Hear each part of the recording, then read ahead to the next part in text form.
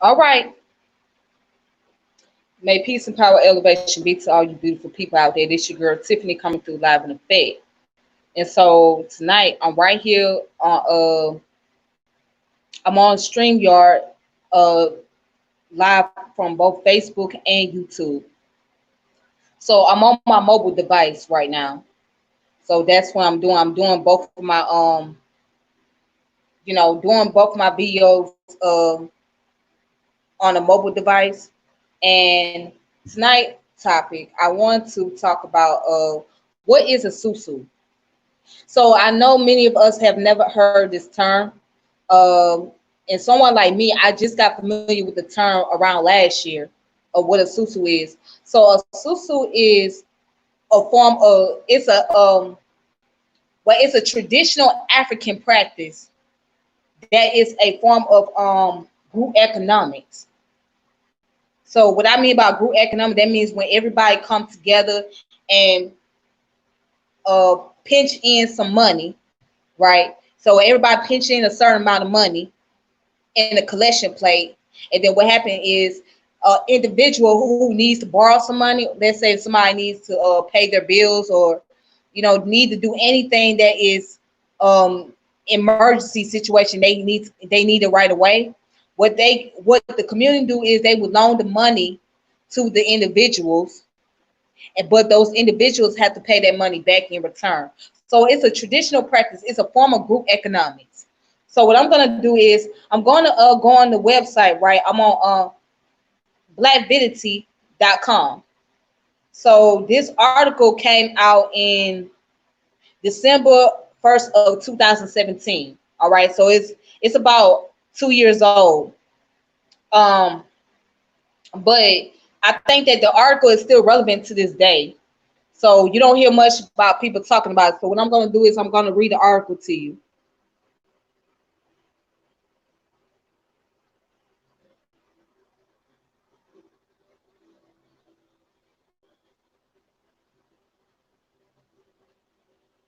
Okay. All right, here you go. So this is the article right here, right?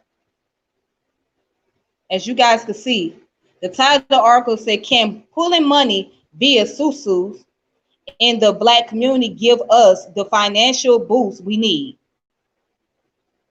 Here it goes.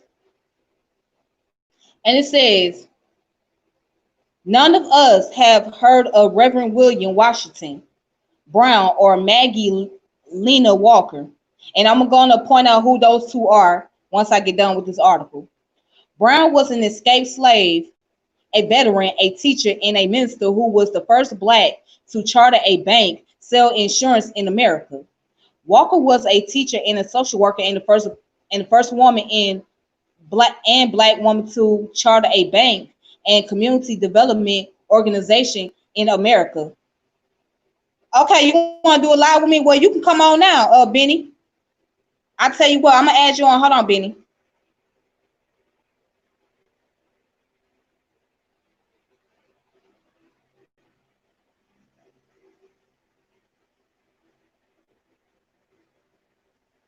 Okay, shoot.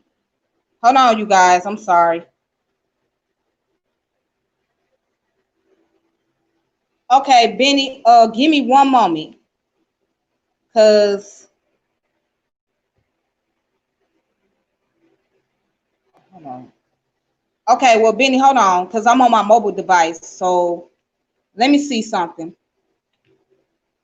Give me a second. Let me see something.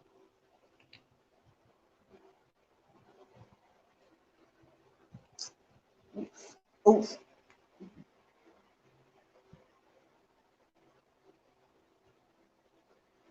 Let me see something. All right, give me a second, you guys.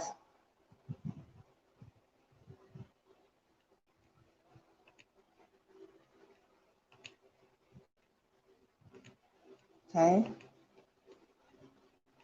because somebody want to be added on, so I'm sorry.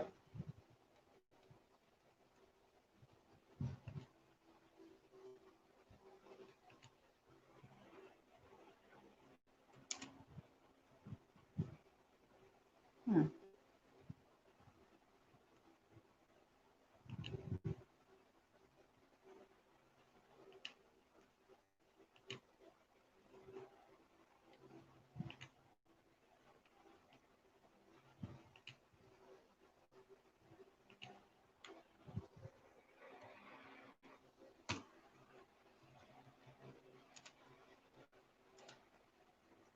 Okay.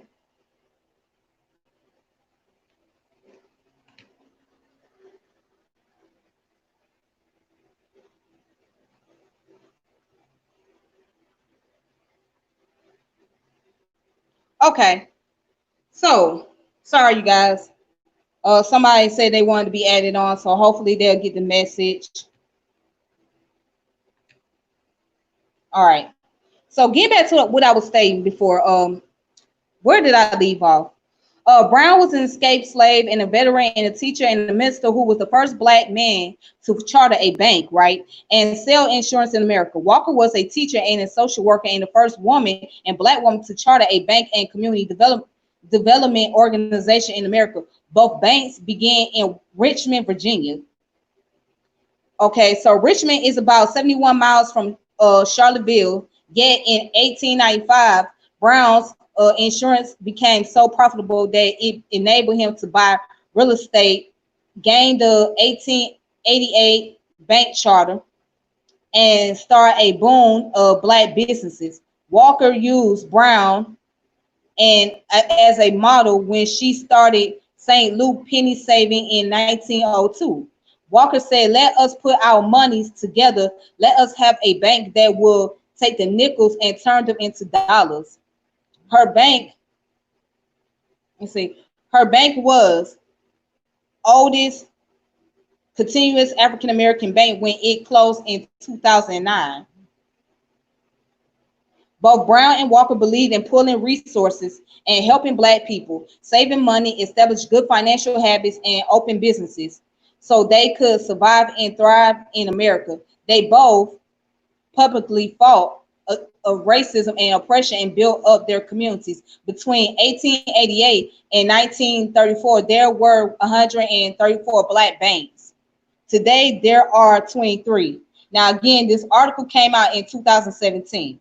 So, what did African Americans do before there were banks open to serving them? They participate in a practice of pulling money that is traced back to West Africa, commonly known as Sou Sou.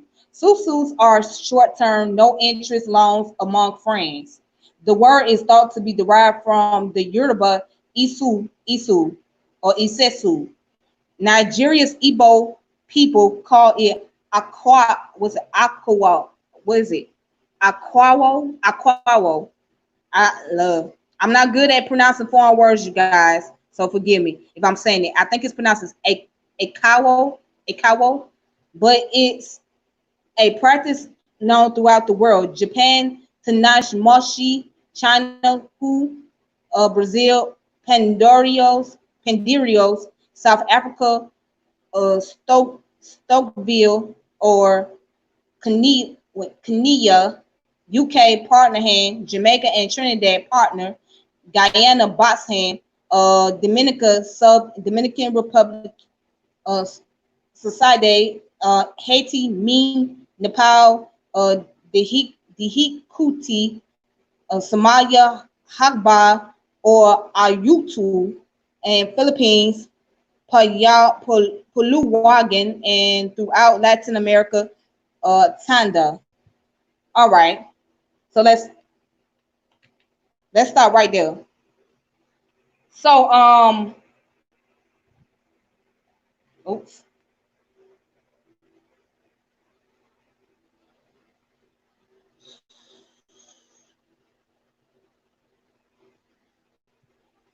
Okay, so the concept of Sou Sou is basically, as I mentioned before, is group economics. As you can see, these are two prominent African American people. They were one of the, I wouldn't say one of the first, but they were one of the main people that brought up the concept of economic resources in our community. They opened up charter banks. So banks is nothing more than money is being collected by the citizen. Okay, money that is being collected from the citizen. And basically what you're doing, you're loaning money. So banks practice Sou Sou, but on an institutional level. All that at the end of the day, when they loan you money, you gotta pay that money back with interest, right? Or sometimes if you have like a credit card is a form of Sou Sou. How's the credit card form of Sou Sou? Because all the bank is doing is loan you money on that card. So the bank is putting money on your card and loan it out to you, so that way you can build up your credit. And how do you build up your credit? You purchase an item, right, with the credit card, and you pay that credit card back. Now, usually you don't have to pay interest on that card unless you're behind on the card, like on your payment, or let's say if you messed out on your credit card, and let's say you done made your minimum payment every month, then eventually the bank will take out interest on it. Okay, they take out interest when you don't pay your whole entire card off. But if you do pay it off, then chances are you don't have to worry about any interest. So that's how the Sou Sou is, but it's done manually. It's when the community pull their money together. And so in case the people or individuals in the community need money to be borrowed, they'll loan the money out, and hopefully that person will pay back in return. That's how it is. So the question is Sou Sou going to work for the Black community as of today? Will it work? It depends on the individuals and how trustworthy they are. It depends on how trustworthy the individuals are. Because you can't guarantee that just because you loan money to people that they're going to pay you back. You cannot guarantee that because you loan money to people that they're going to automatically pay it back. Because it doesn't always work that way.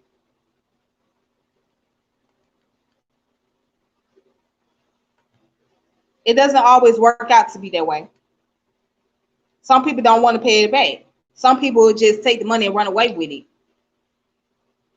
Now, it sounds like an ideal that could be put into use. It's an ideal because especially with Black businesses, they can use a lot of lending. They can use a lot of help since it's hard for a lot of people to get loans from the bank without being charged high interest. It sounds like a great idea, and we could do that starting with the church, because of course the church is the one that's collecting a lot of money from our community, getting 10% of the income. So with the collection plate, they can loan money out to the people and, make sure that the people pay it back. And if they're late, then they can charge a small interest rate on it. So if the Sou Sou was to happen, it should happen with the church.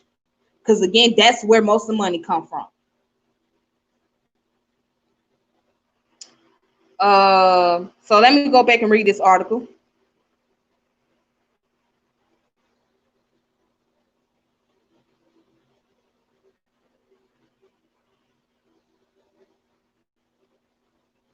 All right, so and the article said, I once taught a course on race relation at a community college in Trenton, New Jersey. Right in the middle of the city, there was a premier corner of African American businesses that stood as a shining star of Black progress. These fellas got together and they owned the corner right across from an elementary school. Teachers would point across the street with great pride and tell the children, you can be anything you want to be. You can have anything you want to have. Then all of a sudden, a young Asian guy about 25 years old owned the corner. Yes, and that's what usually happens too. A lot of times, you either got the Asians or the Middle Easterns that's owning that block. I came in to teach one day, and my students were all upset. I couldn't figure out why they were upset about. They said, we're sick of this. I said, sick of what? They said, we're sick of these folks coming from all over the world, and the government is giving them money to put up our neighborhoods, and we can't buy or own our own neighborhoods. There was nothing I can do to convince them that the government didn't have a special fund for Asian. So I went over to the corner and invited the businessman to speak to my class. He was reluctant, but I convinced him. Check this out. So let's start right there.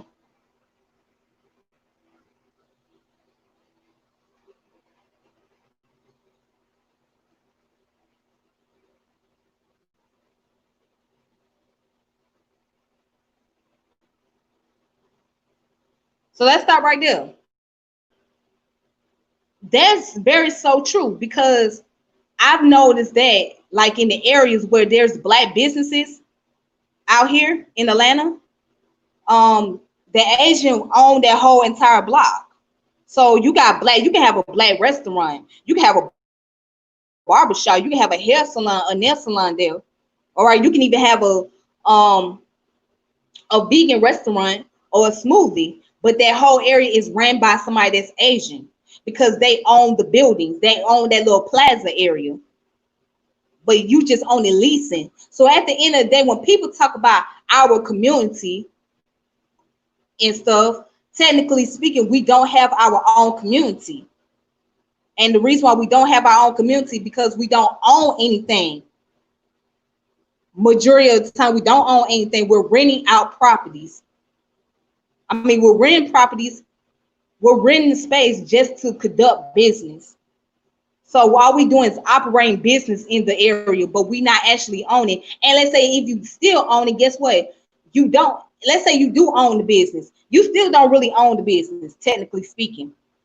You technically don't own the business, because you have to pay taxes on it. So that means that if you don't pay your taxes on that business, then it's going to go to the government. So the government is going to put out a tax lien, which means that they're going to put that property up for auction. And once they put that property up for auction, then that's when the next person that come in and take over, they're going to have to pay off whatever the individual who was the previous owner did not pay off. And on top of that, they're going to have to pay the current taxes on it. So at the end of the day, you really don't own anything. Not even the wealthy people, they don't own anything. So let's just be technical about that. Because you still got to pay taxes. So that means the government is in control of that. That property that your building is sitting on top of. And if you don't pay that taxes, it's the government's property. So let's get back to reading this article, because I want to read the article, and then I'm going to get into the more profound history of Sou Sou and discuss these two African Americans that started their own charter bank. So let's go back.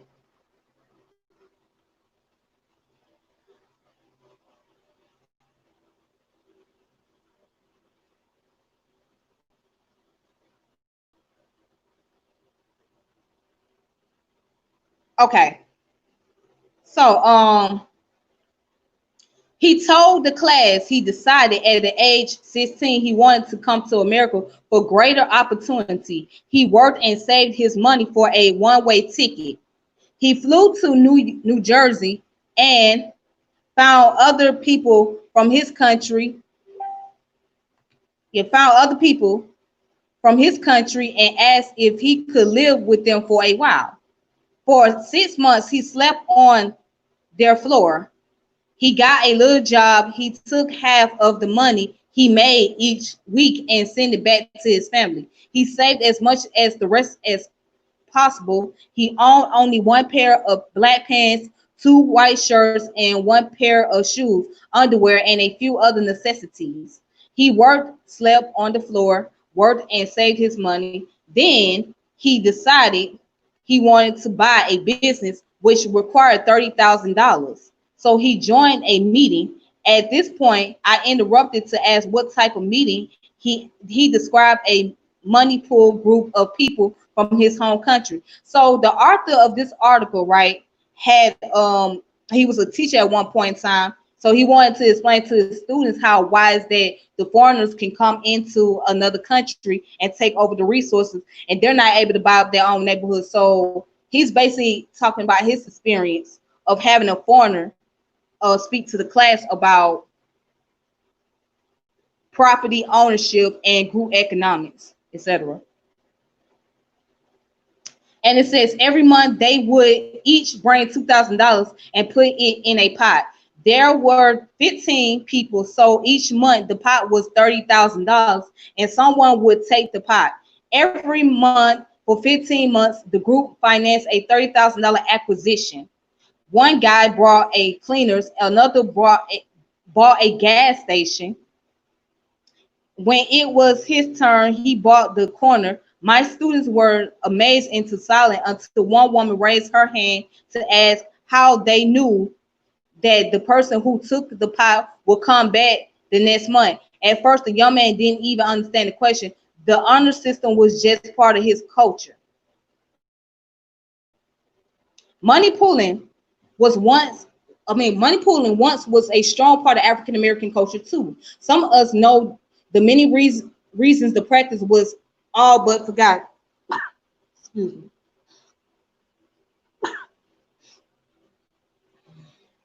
Was all but forgotten in Black communities, including institutional racism. Now, I graduated from the school of complaining about what people did to me and waiting for someone to lift me up, until I recognized that I was driving a luxury car broke, until I looked in my closet and saw that every shirt I owned had a picture of a man on a horse holding a stick.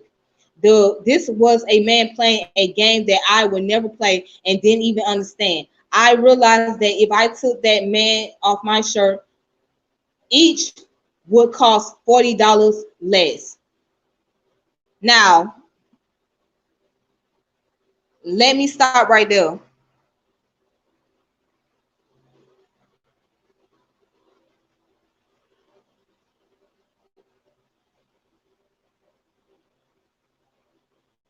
Okay, so each would cost $40 or less. So this is the part that gets me. People spend expensive amount of money on name brand stuff. Keyword name brand or foreign brand. But if you was to take away the name that's off the material, if you was to take the material off the clothing, then the shirt itself or the pants or the shoes will not be worth as much money as we think. The shoes itself wouldn't even have value. It would still be the same thing. But it's only because you paying the name that's on the brand. That's what makes it worth more, is the name that's on the material. So this author or the editor of this article saying that he had a luxury car, but he was broke.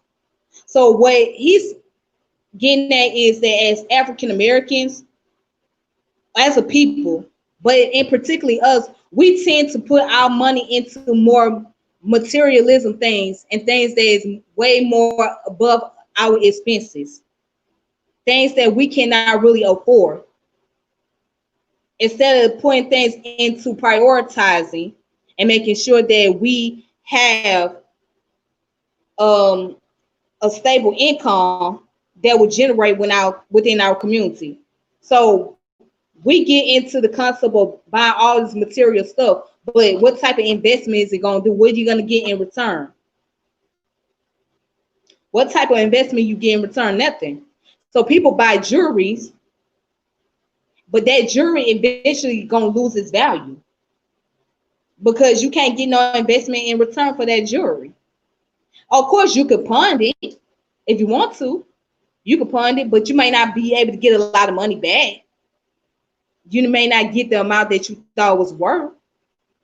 So you may have spent, like, let's say you spent $40,000 on a necklace or on a chain, but then you need to go pawn that chain. You take it to the pawn shop. The pawn shop might give you about what, 15,000, 20,000. because they taking out interest now. So you might get like 20,000, and you wonder, well, why am I getting 20,000 back? Well, they say, well, it's not worth as much as it was when you first bought it. So you gotta think about that. So can't you put that for? Would you invest $40,000 on some jewelry, or would you invest that $40,000 on buying stocks, shares, or doing some type of collateral stuff, or being able to put towards a business? What would you do with $40,000? And people not think like that because they want to show off, or they feel like they got a stunt just to show people what they got and how they living and things like that. But let me go ahead and continue with this article. Or, well, I'm going to read it. It says, at some point, we have to help ourselves, but at some point, we have to help ourselves, but we don't have to do it alone. In fact, research shows that individual growth and development occurs more easily when you do it in a group. We need today's William Washington Browns and today's Maggie Lena Walkers. We need to lean on each other to prosper. Yes, but the people got to have that collective mindset. They have to think on group economic level and not individualism level. So that's the only way it's going to work. So real quick, let's go into the brief history about Sou Sou.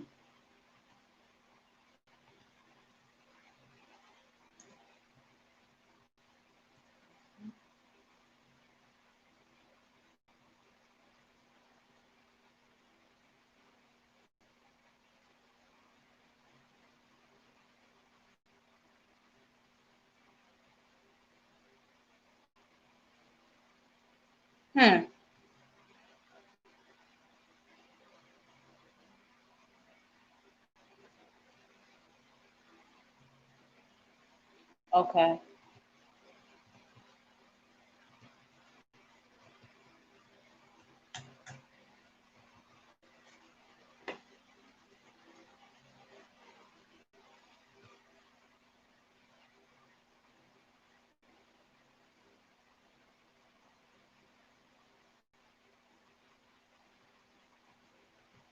Okay. Let's see something.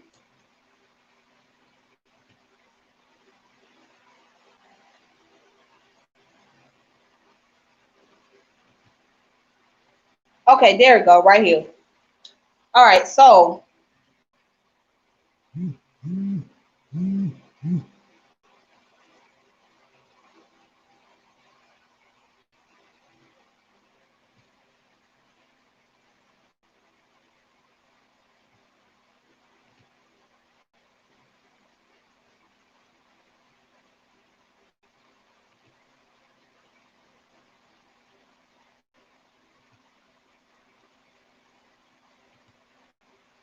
all right, here we go. All right. So as I told y'all, I'm gonna read it again. A Sou Sou is a form of rotating savings and credit association, and you can look this up on Wikipedia. Um, a type of informal savings club arrangement between a small group of people who take turns by throwing hands, as the partners call it. The name is used in Africa, especially West Africa and the Caribbean.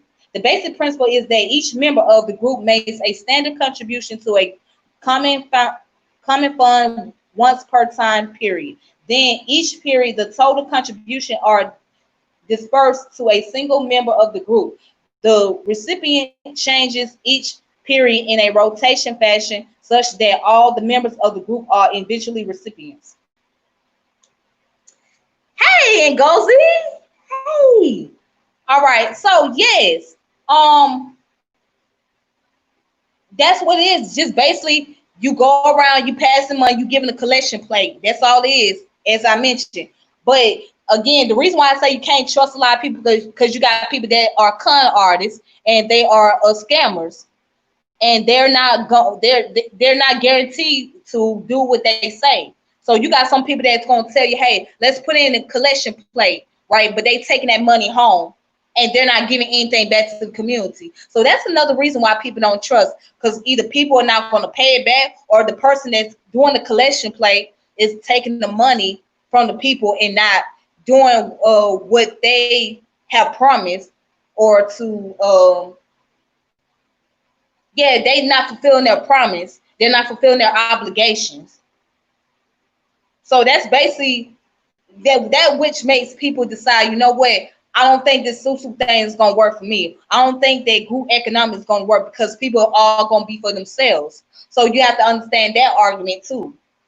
But again, it's also beneficial if people have the correct mindset and focus on community first. Then yes, it will build up our community, because as you can see, that's what foreigners do. When they get here, then when they come here to America, they build a collection plate. They put their money together. As a matter of fact, they even start their own they got their own little payday loans. Like if you go into the Hispanic community, you'll find like the little payday loans, right? They got their own little bank. So a lot of people that come in there are basically Hispanic folks, no matter what their background is. So they open up shop right there in their community. So they have that mindset that, hey, in order for us to survive here in this foreign country, we're going to have to pull our resources together so we can be able to build businesses, and we can create some type of foundation, some type of auxiliary for our community and our people.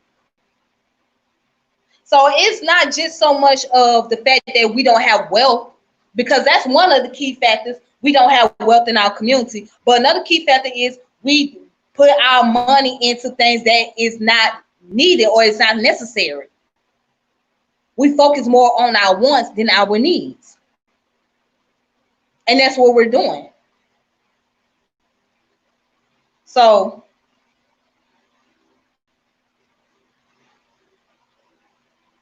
yeah. So yeah, that's what Sou Sou is. And check this out. Okay, I'm reading what it says. Overview. A member who receives a distribution early on effectively receive a loan.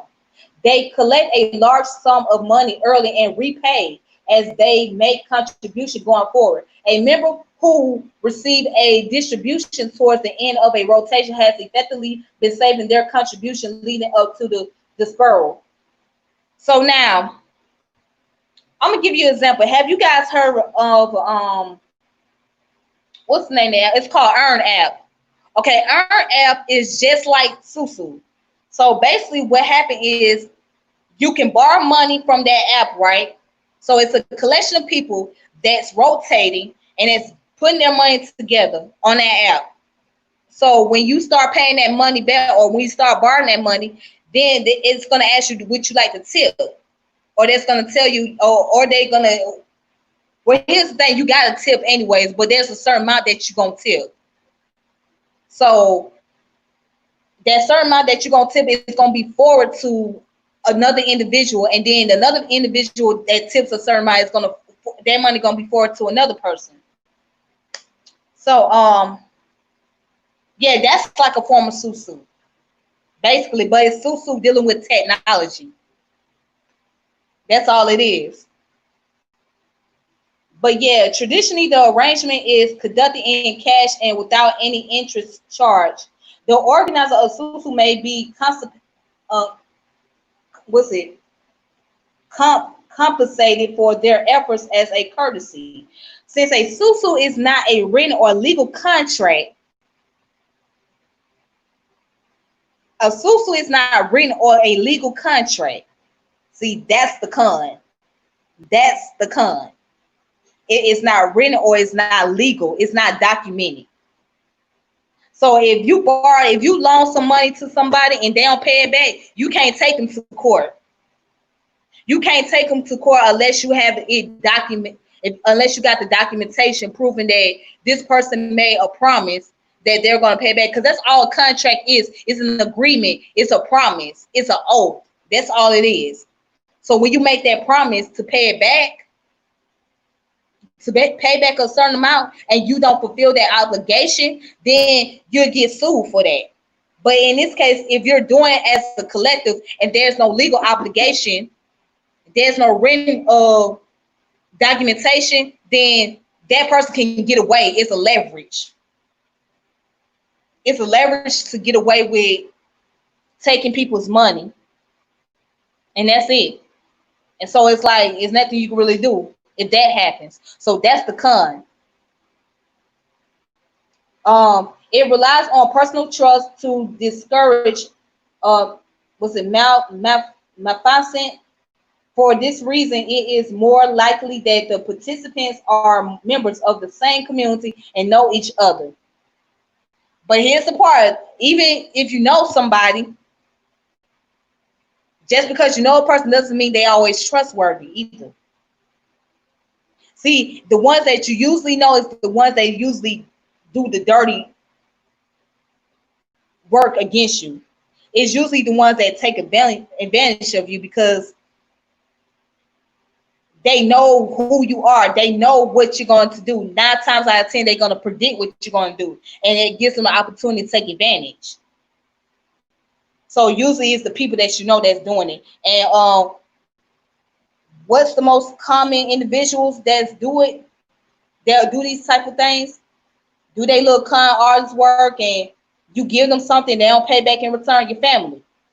Your family are the main ones that's good at doing this type of stuff.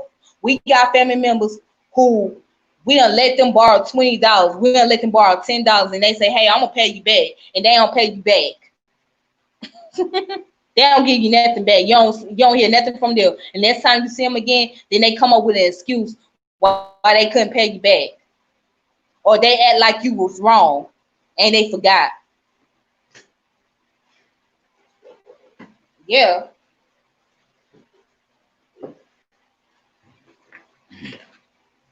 As you guys see, I got a water, yeah, because I gotta stay hydrated. It's very important. You gotta stay hydrated at all times. But yeah, that's the con of doing the Sou Sou right there. It's not a written or legal contract, and it's based on personal trust, and it's basically the people that you know.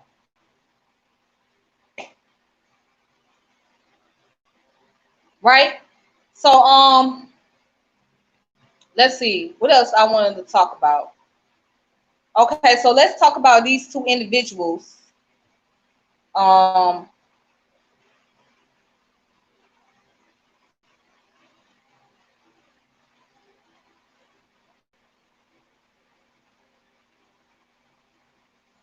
Reverend William Washington Brown. Let's look him up.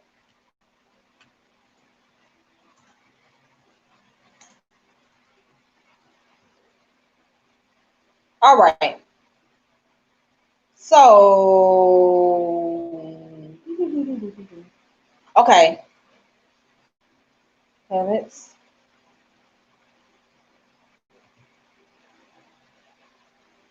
Okay, let's look him up right here. Let's read his biography.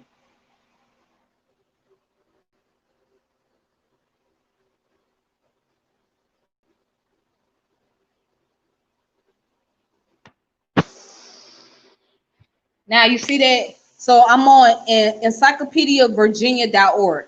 This is the website, and this is William Washington Brown. So here's his biography right here. It says that William Washington Brown, 1849 is the year that he was born, and he died in 1897. So wow, he was pretty young. He was about 48 when he passed away. About 48 years old. Okay, but here it goes.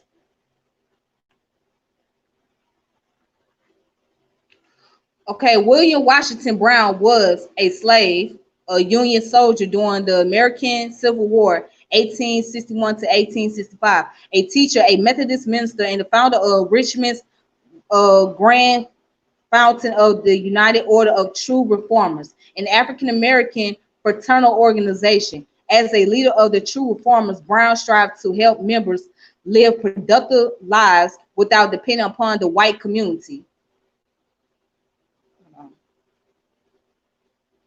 By establishing insurance that provides members with sick and death benefits, and by encourage members to purchase land and engage in practices of temperance and thrift.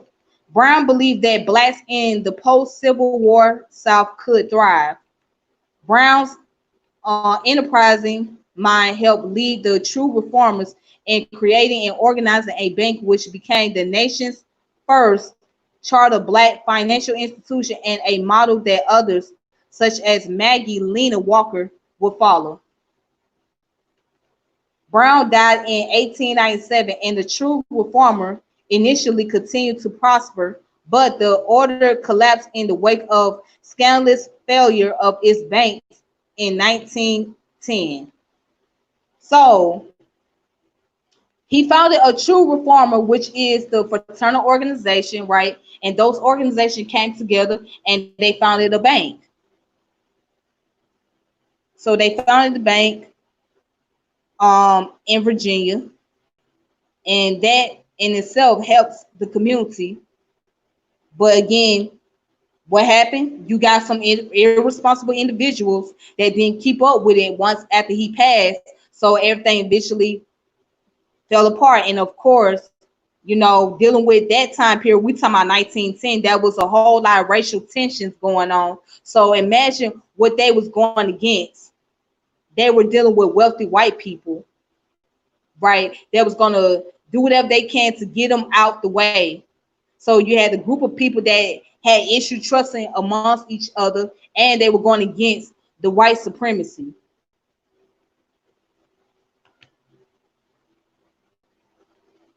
All right, and this is the story right here of Maggie Lena Walker. This is Maggie Lena Walker right here. Lena Walker was an African American entrepreneur and civic leader who broke traditional gender and discriminatory laws by becoming the first black woman to establish and become president of a bank in the United States, St. Louis Penny Savings Bank in Richmond.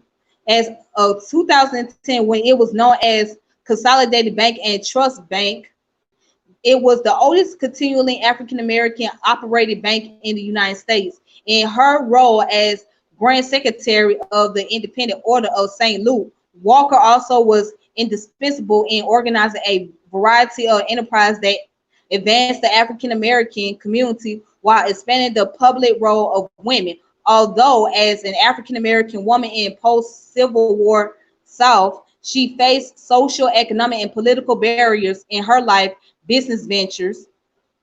Walker, by encouraging investment and collective action, achieved tangible improvement for African Americans. Now, imagine that as a black woman,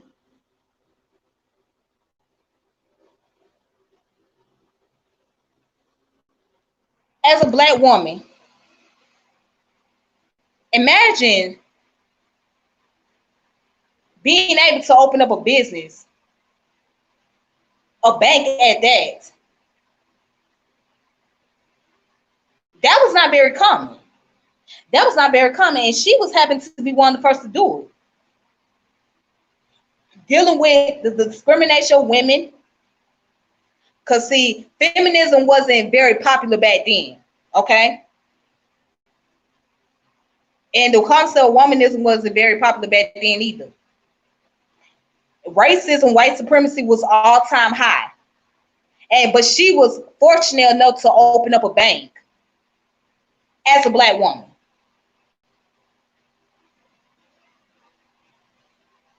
So speaking of banks, let me show you one of the banks in Atlanta, one of the black-owned one of the black-owned banks out here.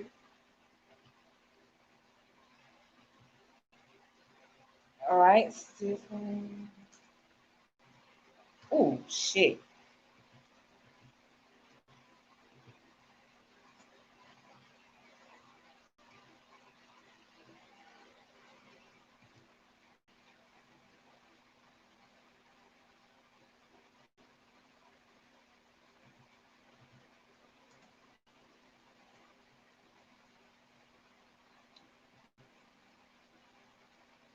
All right, so here it is.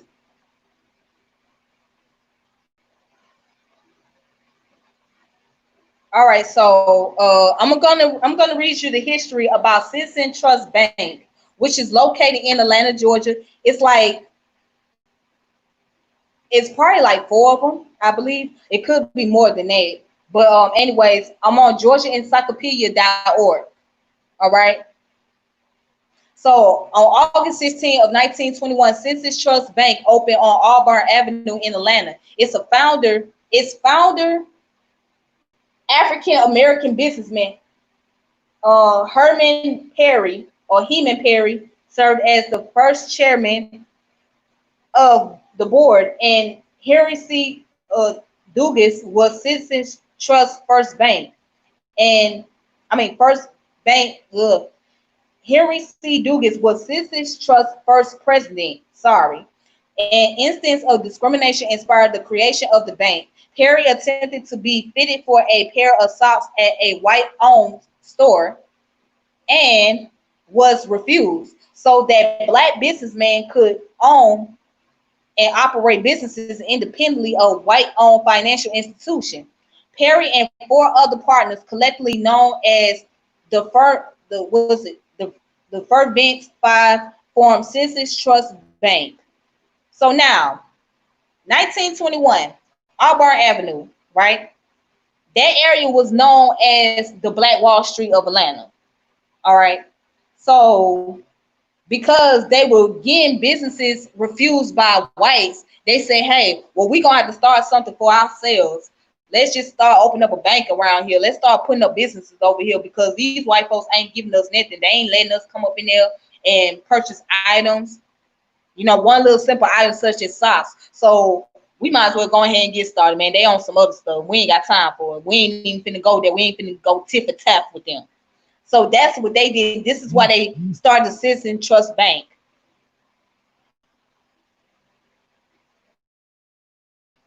All right, and then the bank officially reorganized itself in 1927 with new articles of incorporation and bylaws. Clay R. Yale was elected acting chairman of the board the board, and Lorimer D. Melton was elected cashier treasurer. A decade later, in 1938, Melton would become Citizen Trust president and chief executive officer. Check this out. On March 5th, 1933, the day after being sworn into office, U.S. President Franklin D. Roosevelt declared a bank holiday, which for 4 days forced the closure of the nation's bank and halted all financial transaction in an attempt to allow the new administration time to develop a plan to address the current banking crisis. Because of its sound operation, Citizen Trust was one of the first banks to reopen. Shortly thereafter, Citizen Trust became the first African American owned bank to become a member of the Federal Deposit Insurance Corporation. So the Citizen Trust Bank became became the first African American owned bank to be part of the Federal Deposit Insurance Corporation. Now, what is the Federal Deposit Insurance Corporation? Hold on.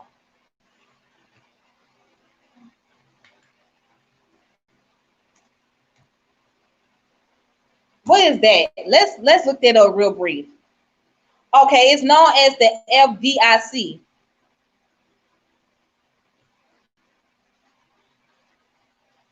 Ooh. Okay, so here it is. The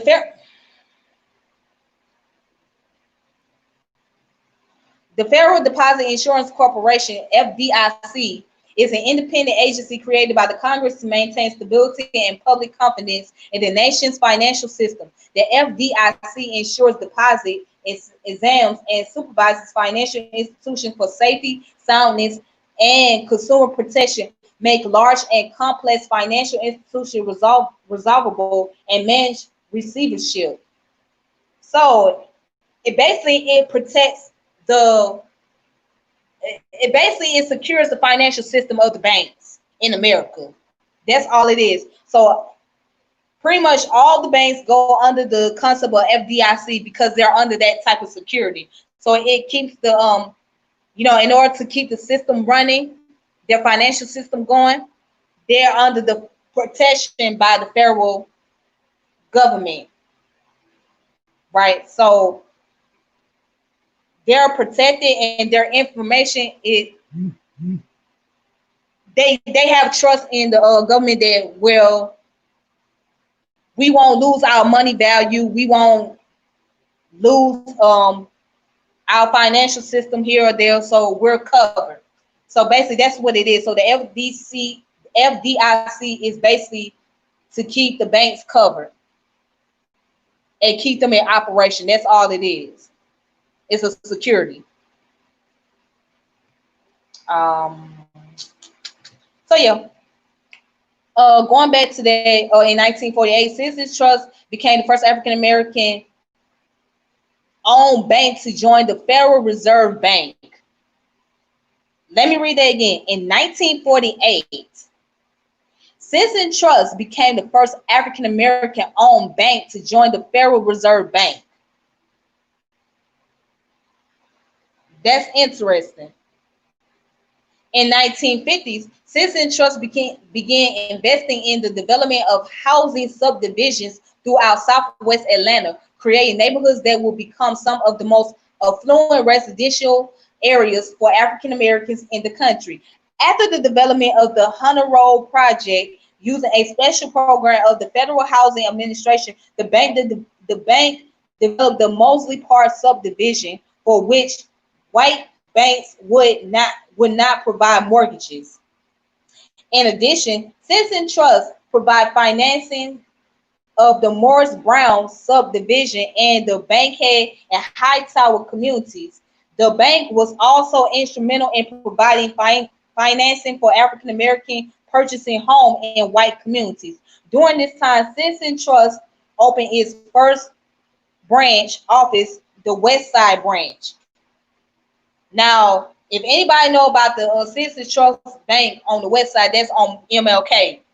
So yeah, that's where it opened its branch at, right there on MLK.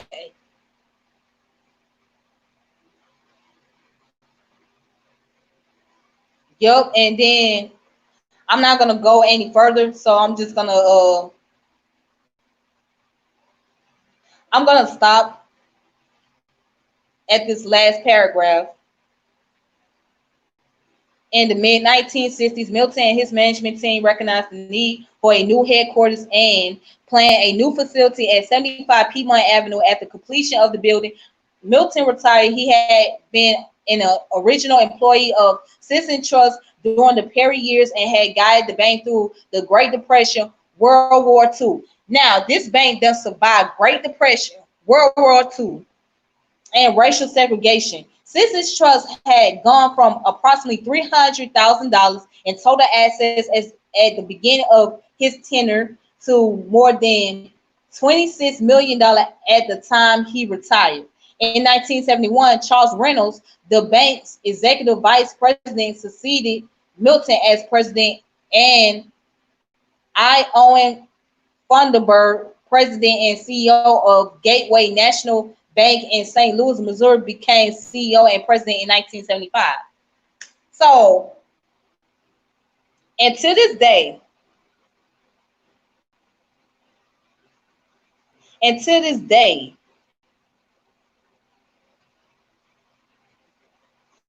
the bank is still here. The bank is still here. So, check this out. On March 10, 2000, Citizens Trust assumed all the deposits and purchased most of the assets of Atlanta's Mutual Federal Savings Bank. Through the acquisition, Citizen Trust assets increased by some $30 million to nearly $250 million. Just 3 years later, on February 28, 2003, Citizens Trust acquired Citizen Federal Savings Bank in Birmingham, Alabama. Throughout the acquisitions of Citizen Federal, founded in 1957 by African American businessman A.G. Gaston, Citizens Trust increased its assets to nearly $400 million. So this bank has increased it to $400 million. And again, it's still here until this day.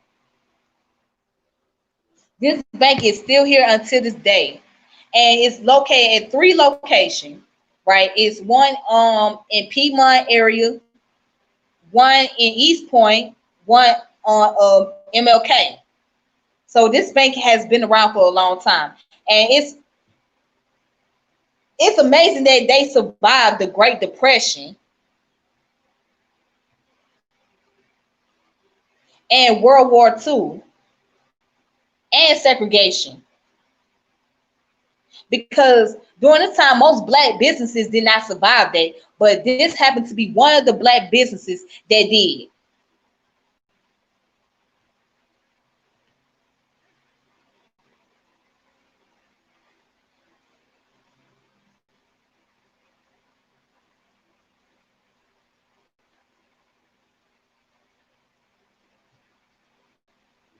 That's interesting, right?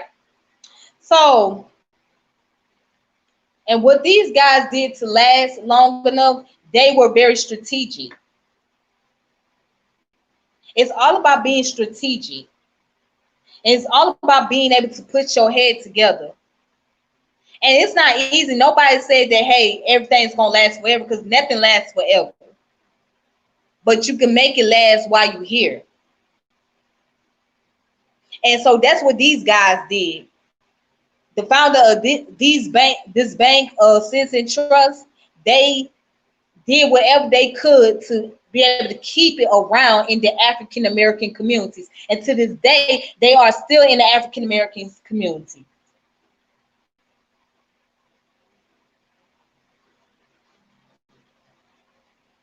So I'm gonna pause this video.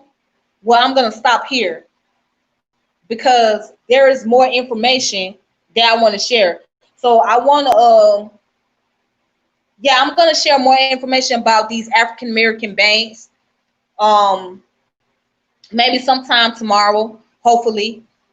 Uh, and also I want to talk about the credit union, and I'm gonna go into detail what's the difference between credit union and banks. So we're gonna go into that, and we're gonna see if there's any black credit unions. I know one of them. As a matter of fact, I know a church that's in the downtown area that is they have their own, what is it called? It's called Bethel AME Church. That's the name of the church, Bethel AME Church. They have their own credit union. Yes, they have their own credit union and their own daycare center. But again, I'm gonna stop right there because I'm gonna get into that information tomorrow eventually, hopefully. If things work out. But other than that, you guys, thank you guys for watching the video. I know I'm very long-winded and I take too long to get to the point, and that's okay sometimes. But that's not always good. But anyways, I want you guys to take it easy, and may peace and power and elevation be to all of you. And I'm gonna keep you guys posted. So if you're watching on the YouTube channel, please make sure you share, subscribe, and like, and hit the notification bell if you're on my YouTube. But if those of you that are on the Facebook, make sure you share my page. All right. But other than that, thank you guys for watching, and I will talk to you guys later. So take it easy. All right.